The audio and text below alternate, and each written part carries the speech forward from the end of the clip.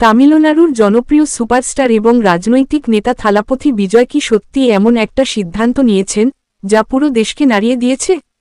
Social মিডিয়ায় একটি খবর আগুনের মতো ছড়াচ্ছে যে বিজয় বলেছেন, মন্দিরে কোনো দানবাক্স থাকা উচিত নয়, সমস্ত দানবাক্স স্কুল আর হাসপাতালে রাখা উচিত। কারণ ভগবানের নয়, গরিব মানুষের টাকার প্রয়োজন। এই খবর ছড়িয়ে পড়তেই অনেকে তাকে গরিবের ভগবান বলে প্রশংসা করছেন, আবার অনেকে এই কথার তীব্র বিরোধিতা করছেন। কিন্তু এই বড় দাবির পেছনের আসল সত্যিটা কি? বিজয় থালাপথি কি সত্যি এই কথা বলেছেন? চলুন জেনে নিই আজকের এই ভিডিওতে। বন্ধুরা, গত কয়েকদিন ধরে ফেসবুক, ইনস্টাগ্রাম এবং ইউটিউবে একটি পোস্ট ভীষণভাবে ভাইরাল হচ্ছে। সেখানে দাবি করা হচ্ছে, বিজয় থালাপথি সমাজ সংস্কারের জন্য একটি বিপ্লবী পদক্ষেপ নিয়েছেন। দাবি অনুযায়ী, মন্দিরে ভক্তদের দেওয়া অনুদানের টাকা এখন সরকারি স্কুলের বাচ্চাদের পড়াশোনা এবং সরকারি হাসপাতালে গরিবদের বিনামূল্যে চিকিৎসার জন্য ব্যবহার করা হবে।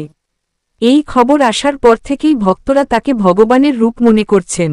কারণ মানুষের বিপদে যিনি সবার আগে এগিয়ে আসেন, তিনিই তো আসল ভগবান। আর বিজয় সবসময়ই সমাজসেবার কাজে এগিয়ে থাকেন। কিন্তু এই খবরের একটা অন্য দিকও আছে। কিছু মানুষ একে ধর্মীয় বিষয়ে হস্তক্ষেপ বলে এর প্রতিবাদও করছেন। এবার আসি সবচেয়ে বড় প্রশ্নে, এই দাবিটি কি আদৌ সত্যি? যখন আমরা এই খবরের গভীর অনুসন্ধান করলাম, তখন আসল সত্যিটা সামনে এল। এই দাবিটি সম্পূর্ণ ভুয়ো এবং ভিত্তিহীন।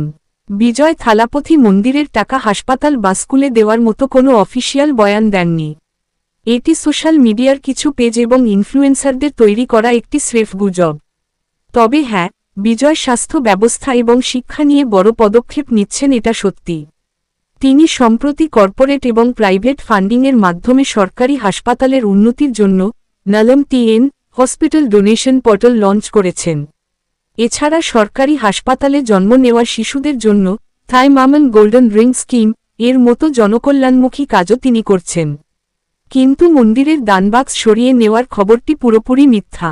তো বন্ধুরা, সত্যিটা এটাই যে থালাপথি বিজয় গরিব মানুষের জন্য কাজ করছেন ঠিকই, কিন্তু কোনো অফিসিয়াল ঘোষণা ছাড়া এই ধরনের গুজবে কান দেবেন না। এই ভাইরাল বিষয়টি নিয়ে আপনার কি মতামত?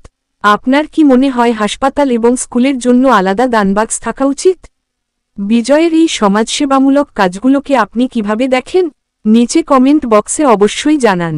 ভিডিওটি ভালো লাগলে লাইক করুন, বন্ধুদের সাথে শেয়ার করুন এবং এই ধরনের সঠিক তথ্য সবার আগে পেতে চ্যানেলটি সাবস্ক্রাইব করতে ভুলবেন না।